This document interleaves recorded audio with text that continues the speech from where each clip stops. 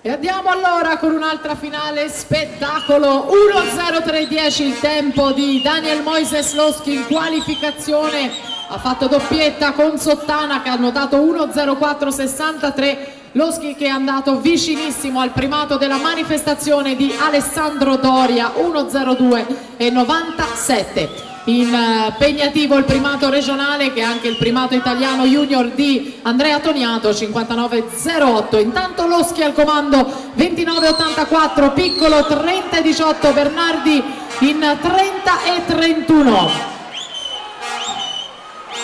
I ragazzi di Montebelluna ad incitare Daniel Moises Loschi ed insieme a lui Gilberto Sottana per una possibile medaglia, con Daniel Moises Loschi che prova ad allungare nella seconda parte di gara una rana vecchio stile, molto fluida ed efficacissima, lo porta alla vittoria in 1:03:27. Sfuma il primato della manifestazione ma non se ne va, resta qui la vittoria in casa Veneto Banca, con Giulio Piccolo che è secondo in 1:04:58, terzo Nicola Trajkovic 1:04:92, third place for Trajkovic 1:04:92.